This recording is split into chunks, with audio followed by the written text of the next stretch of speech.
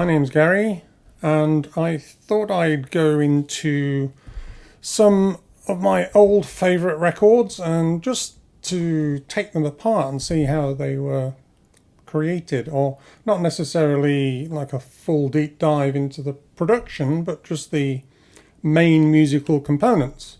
And those four pieces are Tangerine Dream early albums, the Virgin Years I think they're called, and not in any particular order. I'm going to be looking at Phaedra, I think, which is their first big commercial success, Rubycon and Cherokee Lane, which was a live recording, supposedly live, and Ricochet, which is another supposedly live recording. They're actually all bizarrely very familiar when you start to look at the key components, which is usually a driving sequencer line or two, often some string chords, mellotron or a solina type string thing, and then some sort of fluty, woodwindy lead lines over the top, all sprinkled with a lot of reverb and delay, of course, which melds the whole thing together and particularly gives the sequences a lot of complexity, because they're not that necessarily that complex, but the particularly Dotted Apes rhythm gives them a lot of sort of more depth and drive and three dimensions, I suppose. My little setup here, I'm calling my Berlin rack, and the reason for doing this was that I was the other day just fiddling around with a sequence, and all of a sudden something that sounded like, I think it was Ricochet, popped out of the sequence, and I went, oh, that's familiar. And then I thought, oh, it'd be cool to sort of look at some of these key tracks. So so like I said, I'll be in no particular order recording the each of the pieces, just looking at the main components, and then doing a mini performance at the end, which I can use as a little teaser at the start of each one. So it'll be sort of teaser, tutorial, and then mini performance. And it's not, let me get this clear, it's not the actual record I'm trying to copy exactly. It's really just the essence of the piece. Obviously this would take forever if I'm doing full 20-minute pieces, so I'll just be taking like the main thing that makes it recognizable and then turning that into a bit of a longer track that I perform. Oh yeah, before we go into the pieces, I'll just describe the main components. So I'll be using two sequencers, the sequential controller 960, which is very much, I think, what Tangerine Dream would have used it back in the day. This is obviously a clone. I'll use the Hikari sequencer as well, and possibly this one. So I've got three sequencers on board here.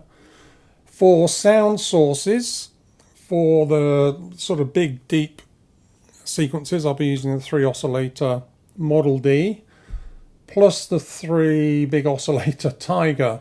So I've got 2 3 oscillator. This sounds, although it is analog, I can get it to sound more digital and a bit different than the warmer analog sounds.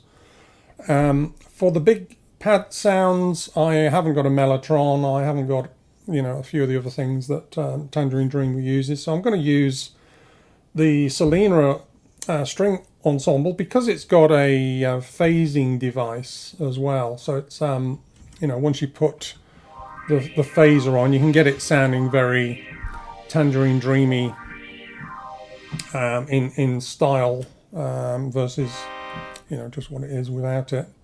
And then for the lead lines, which are only going to be implied, they're not going to be the same as like a real flute that I think for us are played, or some of the big expensive, I can't remember, Oberheims and things like that, is going to be on the West Pest here and Brains. So both of them are going to be doing different types of leads.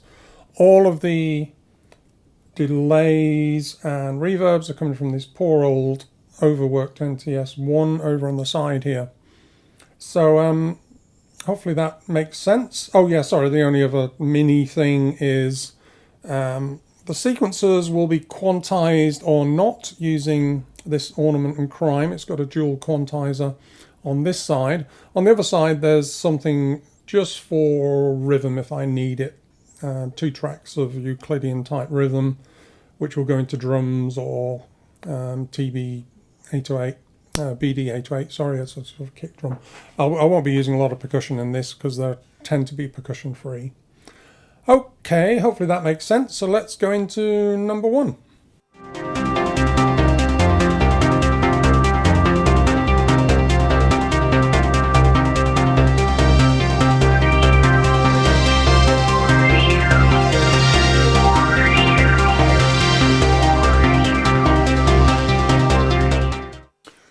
Right, this work, Ricochet, is a live album, or supposedly live. They did, feature a big chunk of recording from a couple of live concerts and then added stuff in the studio.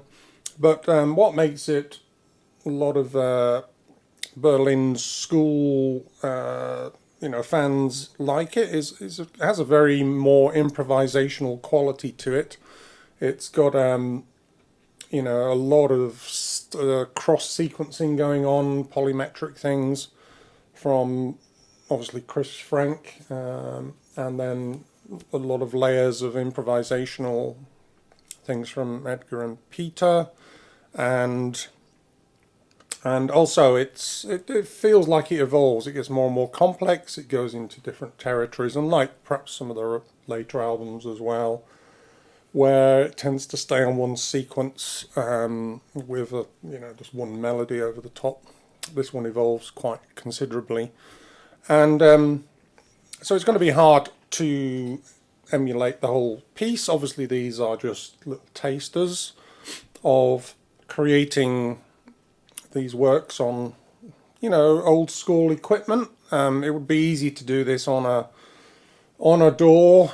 Just type in the sequence and layer things up and so on, and or even more expensive synthesizers with built-in sequencers.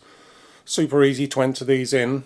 But I think one of the disadvantages of those two particularly is the ability to improvise on the background sequences.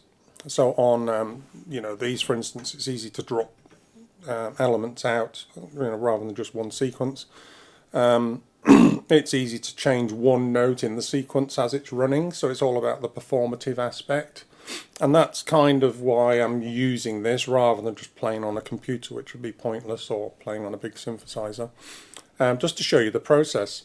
And like most of the pieces, there's a sequence, or this one has sort of 2 counter sequences, and then a few themed lines that run through the piece.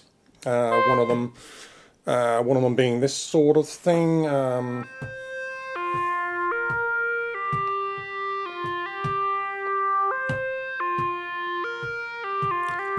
then it extends.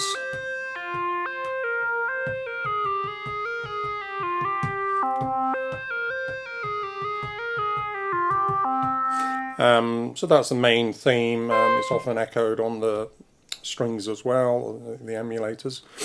But the main sequence is at the beginning, and it's nice because it's one of those that fade in over the ethereal start with flutes and things. And I thought for this one I'd actually show you how to enter it into the old school thing. So the actual sequence is something similar to this.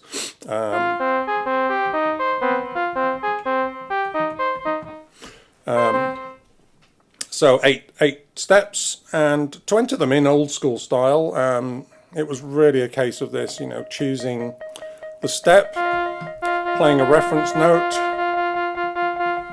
going to the second step, playing a reference note. And I'd imagine in the old days they used to have to sort of do this before the start of a concert, enter the sequence of notes in, because they didn't have any computer's just to dump a sequence in. Oops. So I've just entered the first 4 notes there, which is just... and then...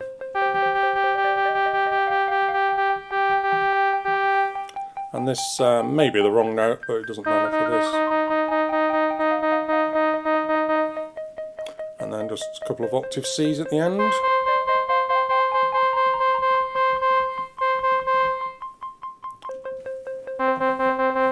And then when you run that, you'll recognise it.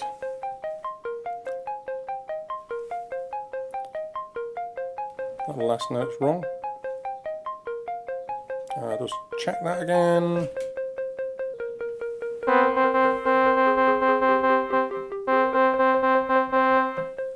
Alright. And then they actually start, this is on a square wave, and it's obviously a lot more sustained at the beginning. And it's doubled up to give it that, you know, richness with a second oscillator. And then of course we need the usual delay.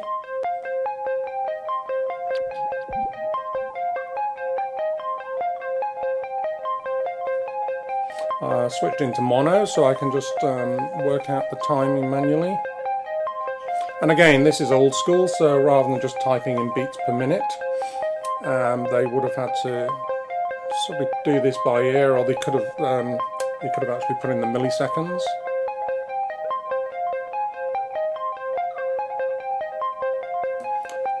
And it's nice to actually have a bit of attack on the sound to get the you know, the right sound, because this one doesn't have really much attack at the beginning.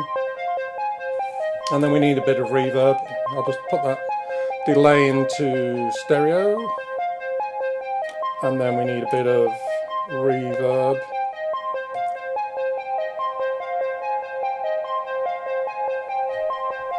And so that's the sort of start sequence, and excuse me, a little later on the attacks kick in, and there's also, you know, a lower octave added. And then this is what I was saying earlier about subtracting bits from the sequence, which you can't do really on a fixed DAW very well. And then shorten the sequence. The reverb's a bit too much there. And you can see Tangerine Dream do this a lot, which is they do a sub-sequence. They might have a longer one and then shorten it, and then change some of the notes. I won't do that for the moment because it will mess up the start. And they'll change the attack and all sorts of things, and even change the waveforms as it's progressing. So, yeah, like I said, that comes out of the ether. So there was, for example, there'll be some usual stringy things and a bit of a fluty thing, perhaps.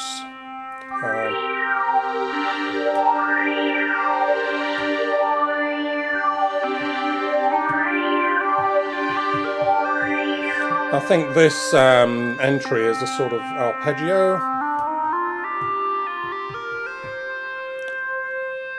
So a sort of low drone.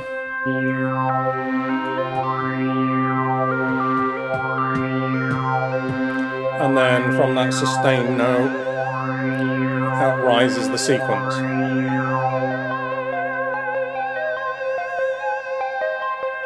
I think it's actually a softer flute, but like I said, I don't really have good flute sounds on this little thing.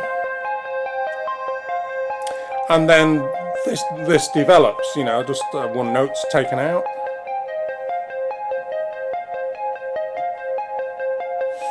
And the other thing that's added to this one, I did mention a second sequence, is from the Akari. I've got this sort of low one programmed in.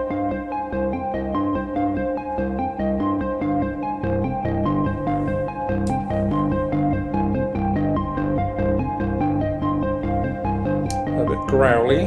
Let's just fix that sound.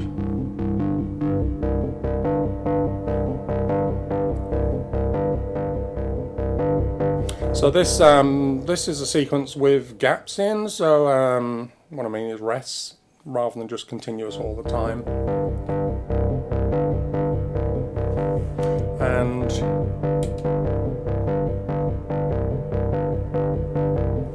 so something like that.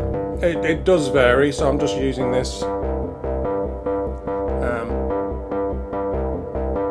Just tuning the oscillators. Haven't really warmed up yet, some of them. So this is analog. This is analog. They need a bit of time, and they sort of before the warm-up period they would drift. So what was I saying? Yeah. So that kind of comes in over the top of this one as this develops.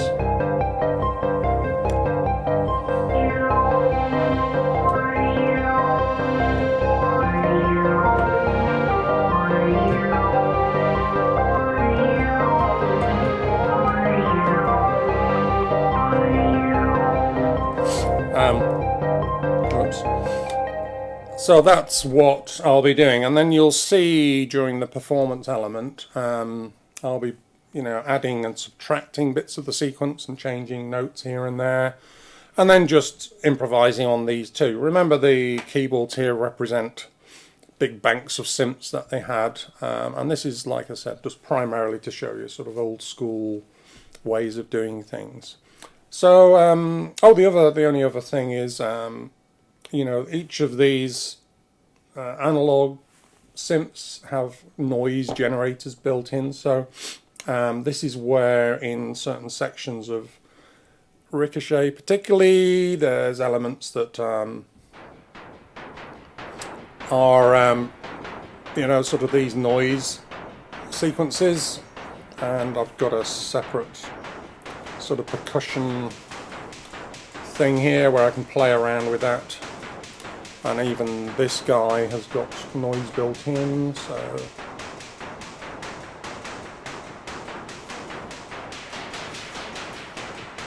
and obviously you play with the filters and so on. But that's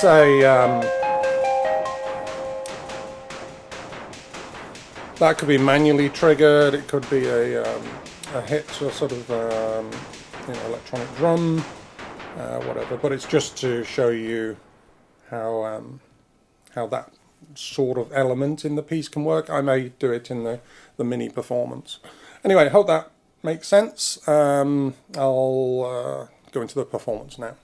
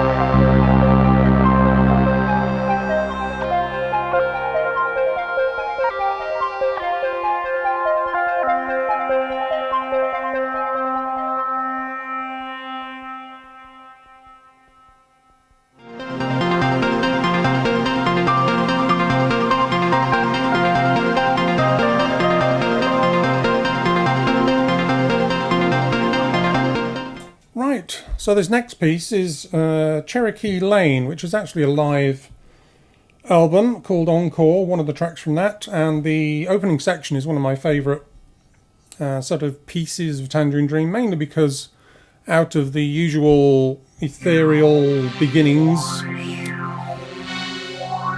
which is quite moody with lots of discordant elements, the sequence introduces itself and sort of then develops to such a point that it becomes the dominant thing for a while before the sort of ethereal stuff returns. And it's a really simple sequence. The main part of it, which is it's a 5-step sequence. It's so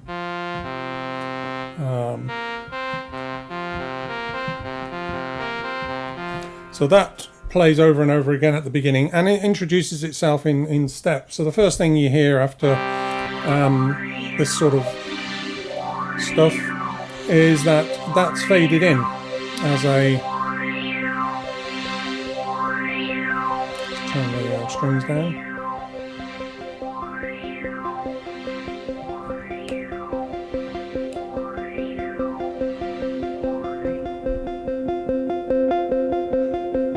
And you can see it's a 5-step sequence, so the way it's introduced is that these two start, and then I'm guessing Chris Frank, who was doing the sequences, would have flipped the 3rd step. All the time, you know, the chords are happening. And then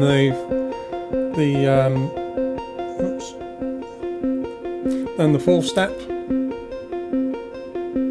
And that goes on for quite a while, I think. And then the 5th step. So they do quite a lot of the sequences in 5 steps or 7 steps. And then the nice thing about this particular sequence is, again, one of the reasons I like it on the album, is that an octave oscillator, 2 octaves down, I think is added. So that's why I've got it on the Tiger here. I can just add this 3rd oscillator.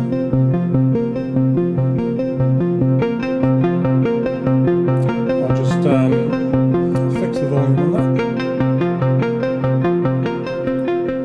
And it's a nice big part of, it's traditional old school Tangerine Dream, where the sequencer sort of starts as a background thing and then builds into the main feature. And one thing I'd like to do with this as well is run the Model D. So as well as just adding that 3rd oscillator, I'm going to try and bring in another 3 oscillators playing that tune. A little later on, of course, it develops, and there's some nice string sequences and things. And the other main thing with this is the ratcheting, which is why I've got a row, 2 rows dedicated to ratcheting. The middle one, is for the Model D ratcheting, and this one is for the Tiger in this case, or the Ikari, to get this sort of effect.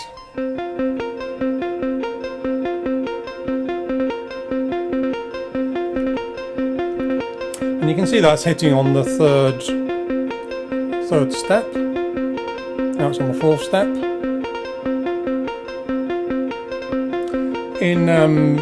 In practice, you can make it a bit more interesting by changing the steps of this sequencer so it never falls on, well, it actually cycles through the steps. So if I put the ratchet, say, on the middle one and only make it a 4-step sequence,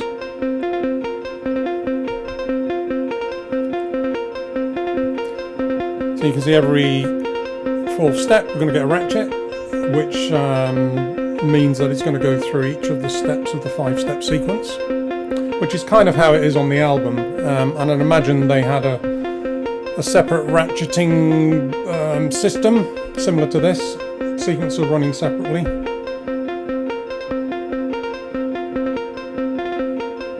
And you can also do with the ratcheting triplet or 3 ratchets, 4 ratchets, and do combinations of all of them if you want, all on that row. And like I said, it's probably very similar to what they were using. And one thing I want to do is try and keep them in step, so I've got to look on the sequence to try and get this 5-step sequence in time with that 5-step sequence, which I think is almost there. Let's see if it is. So this is the Model D on this volume. What that will allow me to do later is actually do these 4 3-step things, so 4 against 5. It actually turns into something a bit more Steve Reich-y or minimalist type music.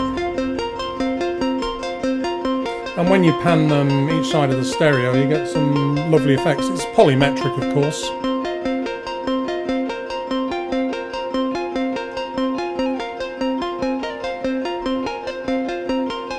A bit of ratcheting on the Model D. And then alternate ratcheting in between on the Hikari.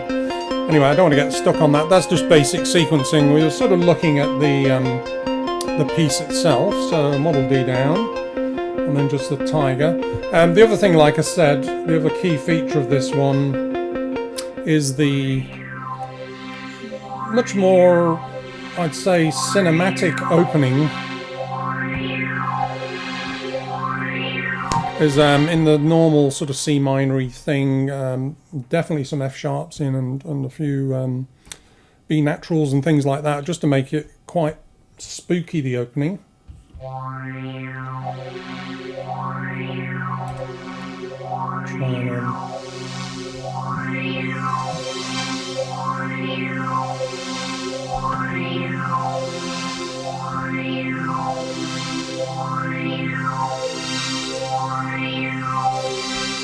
And then the usual sort of solo-y things going on as well. Although, like this one, I think has mainly got Edgar and Peter sort of doing polyphonic synths at the start. But I'll do a little mini version of this, just showing this opening. So I'll just flick these switches. And the other thing I forgot to add was the delay. So let me just get that dialed in. This is actually the same tempo exactly as Ricochet, I think. So I can imagine a lot of these pieces.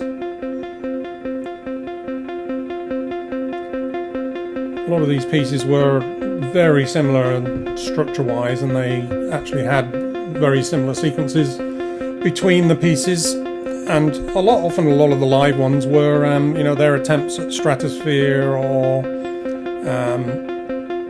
the other studio pieces that they then tried to play live and did variations on them.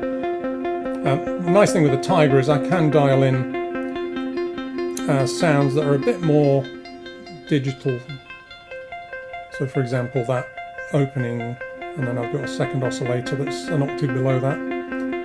Again, I can give it more of a metallic sound. Right, should be ready. I'll just do a quick 2-3 minutes of this one because it's mainly that opening section and how that develops. So let's see. It's mainly about the opening, sorry, the revealing of this sequence and then the ratcheting. So let's go. I might have a bit more reverb on this. Let's just the OTT.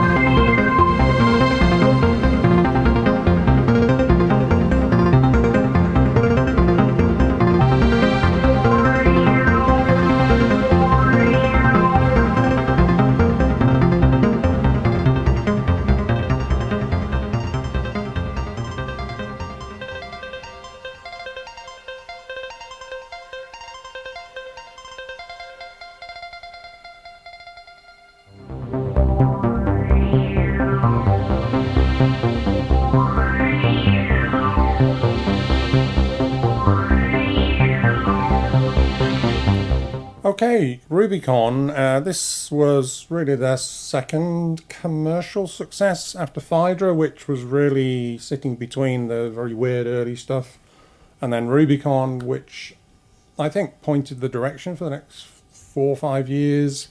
You know, very strong sequence through most of the piece. That's the one I'm going to enter in a second, and lots of almost, you know, the Arabic scales over the top. Still quite moody and soundtracky like Phaedra. It had, you know, these sorts of scales. Didn't quite use the B natural, but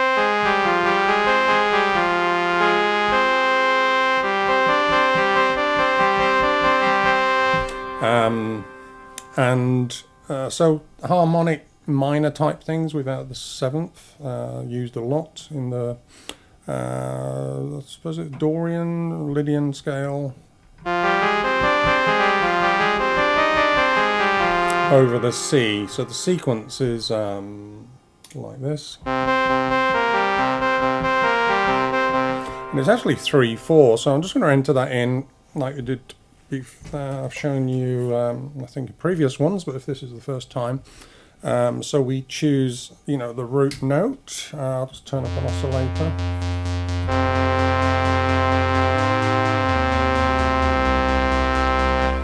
And it's already drifting out of tune, so I'll just tune the Model B. Like I said, this is what we would have done in the old days.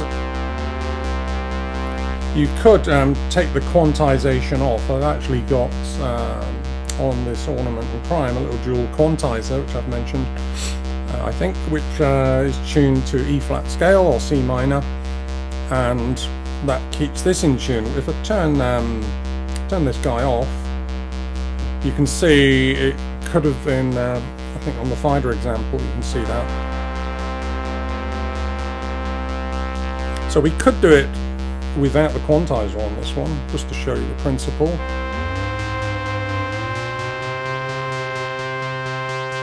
Helps to have a decent ear to know if the pitches are the same.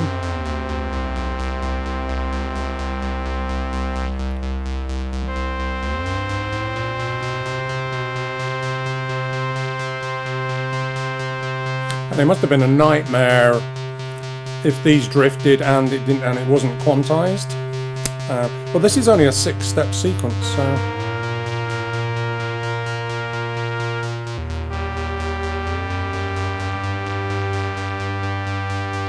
let's turn off those two.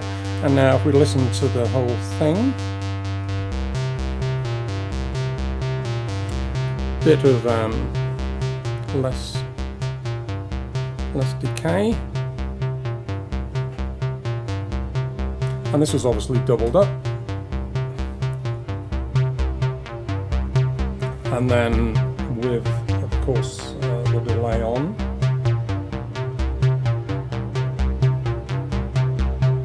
And I'll switch it to mono again so we can hear the delay.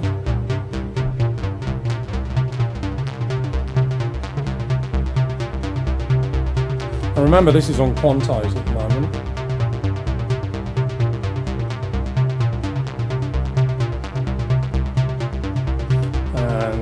Stereo delay. If I switch the quantizer on, you won't notice the difference because I did fine tune it, but excuse me, without quantizing it would give the ability to do, you know, minor organic changes to the sequence, and I think the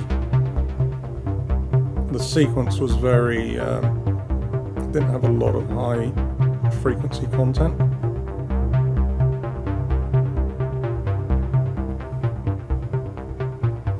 And I could bring a sub in as well later on. I think it is more of a triangle wave, a sawtooth rather.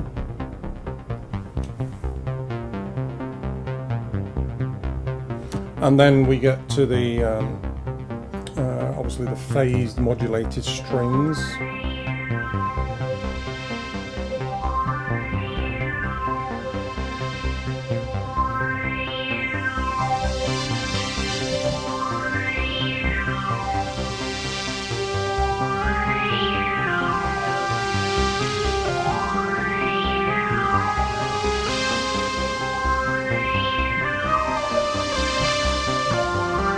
I'm doubling up, obviously, the keyboards at the moment, so it sounds a bit richer. Obviously, I haven't got the big Oberheims. I can't remember what they used in those days. Certainly the big modular polyphonics and things.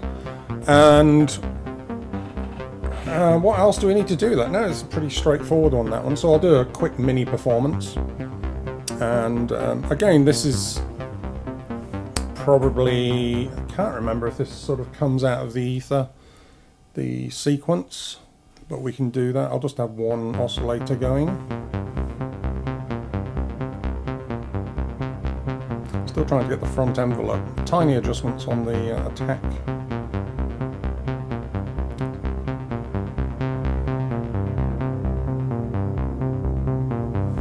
And you know, give it a bit of color, a slow modulation of the filter,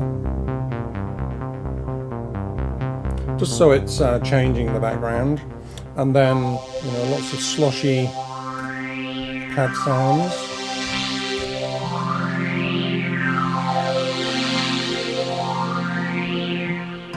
So let's go into performance. No rehearsal, just from that sort of opening.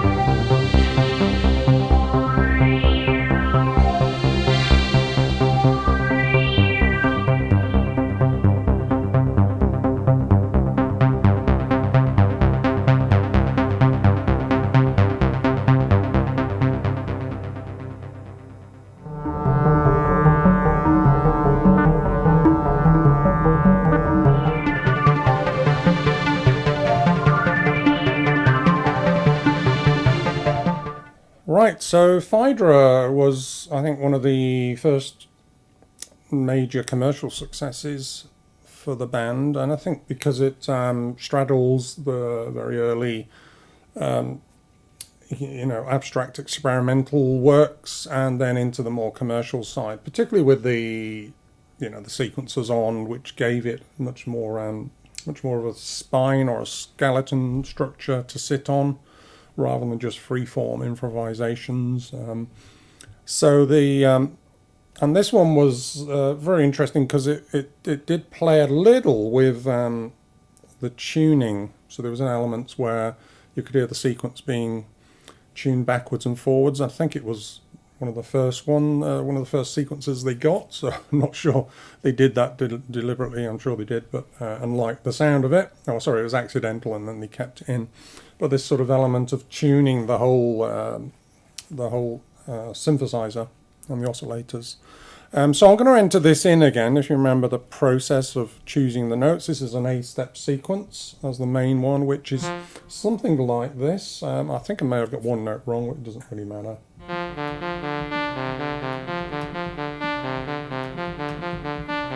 Sounds very, very odd when it's played like that, but you'll once we get everything going with the delay and everything. So starts on this F. Let's just bring up. And then a D.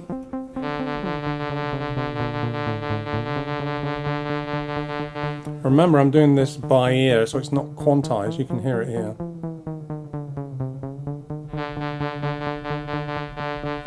F. It's a bit louder. It's a bit quieter.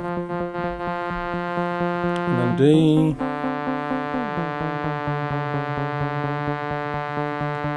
Jump up to a high D.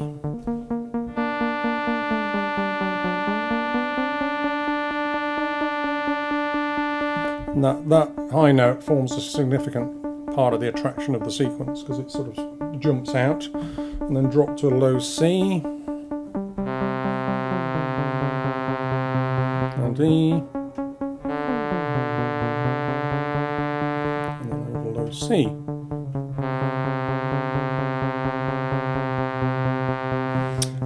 Play all that together. Oh, I've got to put the tempo in. Remember, as in all of these, the tempo's master clock on here, so it's this is 150, so I'll just cue in 150.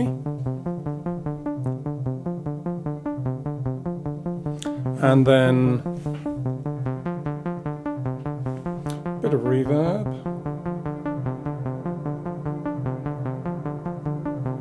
And less attack, a bit like some of the others.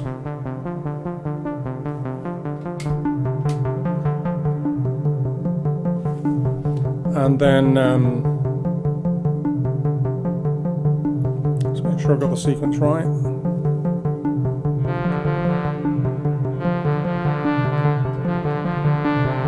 Yeah, sounds weird. Let's add an octave, see if that helps. And again, it may be, the delay that really brings a lot of these sequences to life. So if we put, and then I've got to time it into mono again.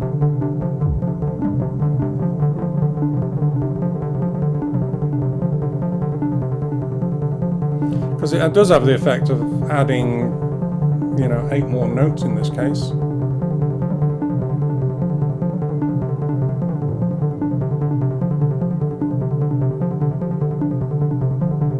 To stereo.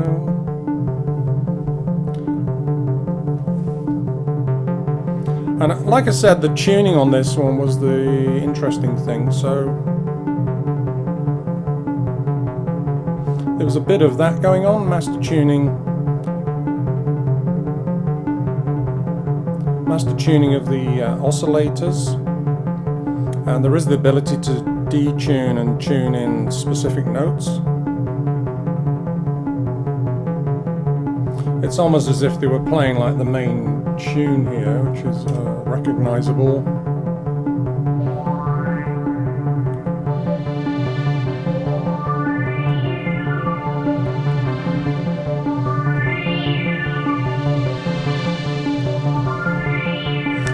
So they probably went, oh, that sounds a bit out. I don't know, during the recording they could have tweaked it back into tune.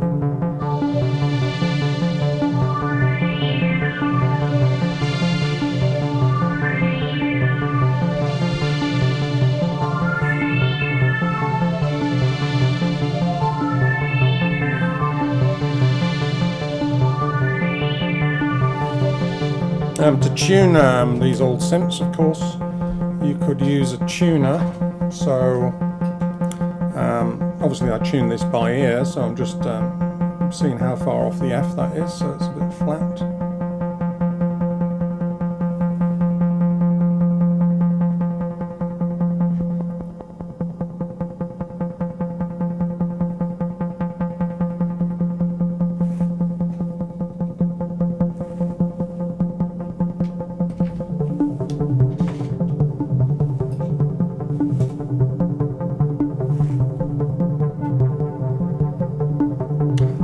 So that's kind of it for Phaedra. I won't use the second sequencer like I did in Ricochet or some of the others. So this one, like I said, I'll start detuned, gradually adding more parts. And like I said, this was more experimental, so the original opening I think had more accidentals and so chromaticism. This is interesting as well from a scale perspective, because it is in the sequence is definitely in D minor, and the tune as well.